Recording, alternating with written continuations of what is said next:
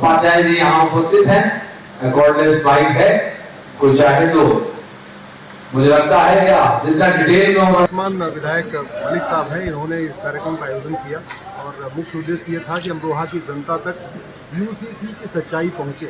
UCC के बारे में बहुत सारा मिथ पूरे देश में फैलाया जा रहा है और वो यूसीसी के बारे में बहुत सारा भ्रम अमरोहा में ही फैलाया जा रहा है। तो मलिक साहब ने ये कहा कि भाई अमरोहा में एक कार्यक्रम होना चाहिए जिससे यूसीसी के क्या क्या फ़ायदे हैं और यदि कोई नुकसान है तो उसका भी स्पष्ट होना चाहिए। आज हमने यही कहा है कि यूसीसी से हिंदुओं को केवल एक फ़ायदा है कि उनका शादी का रजिस्ट्रेशन अनिवार्य हो जाएगा। क्रिश्चियंस को दो फायदा है कि शादी का रजिस्ट्रेशन भी अनिवार्य होगा, उनका कूलिंग पीरियड जो तलाक लेने के लिए 2 साल वेट करना पड़ता है वो घट के 6 महीने हो जाएगा। पारसी को 3 फायदा होगा कि शादी का रजिस्ट्रेशन भी अनिवार्य होगा, कूलिंग पीरियड भी कम हो जाएगा और उनको वसीयत प्रॉपर्टी का इक्वल राइट मिल जाएगा। लेकिन हमारी मुस्लिम बेटियों को बहुत बड़ा फायदा होने जा रहा है। जैसा बताया गया कि यहाँ अमरोहा में लगभग 50% के आसपास मुस्लिम पॉपुलेशन है। इसका मतलब अमरोहा में अगर कुल महिलाओं की 50% हमारी मुस्लिम बहन बेटियाँ हैं।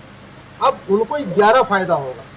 सबसे पहले तो उनकी शादी की उम्र जो अभी 9 साल चल रही है वो 18 साल हो जाएगी या 20 साल पार्लियामेंट तय करेगा उसको जितना भी होगा, लेकिन सभी बहन बेटियों की शादी की उम्र समान हो जाएगी, जिसका फ़ायदा हमारी मुस्लिम बेटियों को मिलेगा। हमारी मुस्लिम बेटियों को जो एक तरफा तलाक होता है मुँह ज़बानी तरीके से एसएमएस के जरिए, व्हाट्सएप के जरिए, कुरियर के जरिए तलाक़े हसन, तलाक़े बाइन, तलाक़े किराया वो सब बंद हो जाएगा।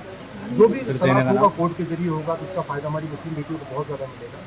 इसी तरीके से हमारी मुस्लिम बेटियों को गुजारा भत्ता नहीं मिलता, कल मेहर की रकम मिलती है 15-20 हज़ार रुपये मिल जाता है। इसके अलावा उनको 5 साल 10 साल तक कुछ मिलता नहीं है। जबकि हिंदू बेटियों को जब तक उनका बच्चा 18 साल तक नहीं हो जाता बाकायदा उनको गुजारा भत्ता मिलता है। इसका फ़ायदा हमारी मुस्लिम बेटियों को मिलेगा। मुस्लिम बेटियों को भी प्रॉपर्टी का राइट मिल जाएगा।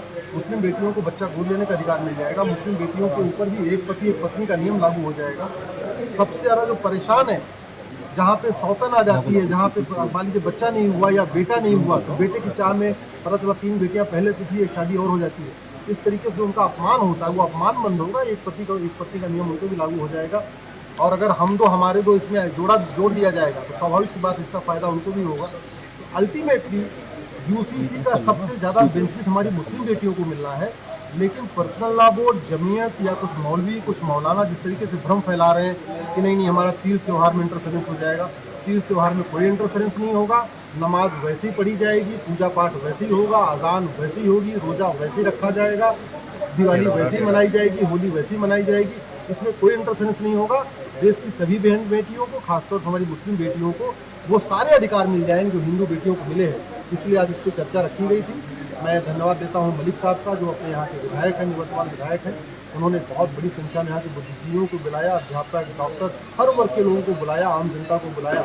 अब मुझे लगता है कि कम से कम अमरोहा और आसपास के जिलों में ये बात स्पष्ट हो जाएगी कि यूसीसी बहुत ही फायदेमंद है। एक देश एक विधान सबके लिए आवश्यक है।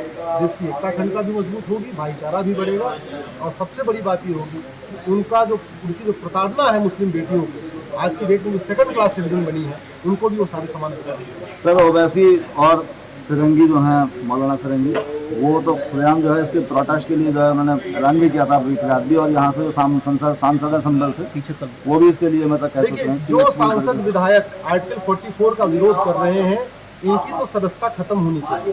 क्योंकि सांसद विधायक शपथ लेते हैं कि मैं संविधान का अक्षरशः पालन करूंगा, संविधान में लिखी हुई एक एक शब्द को पालन करूंगा, उसको फॉलो करूंगा, उसको आगे बढ़ाऊंगा। Article 44 basic structure of the constitution है, संविधान की आत्मा है। बाबा साहब ने कहा था समान नागरिक संहिता संविधान की आत्मा है। तो संविधान की आत्मा का विरोध करना, अभी आज की डेट में एक्चुअल में संविधान लागू नहीं है। संविधान का मतलब होता है संविधान, ऐसा विधान जो सबके लिए समान हो उसको कहते हैं संविधान।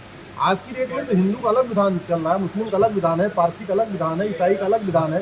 तो ये बहुविधान खत्म होगा, संविधान लागू होगा, बहुविवाह खत्म होगा, एक पति एक पत्नी का नियम लागू होगा, हम दो हमारे दो लागू होगा, सबको एक समान प्रॉपर्टी का अधिकार मिलेगा। मुझे लगता है इससे वास्तव में 21वीं सदी में देश की सभी बहन बेटियों को इक्वल राइट मिल जाएगी। इससे बड़ा कुछ नहीं हो सकता। भारत में अब तक 15 लोग प्रधानमंत्री बन चुके हैं।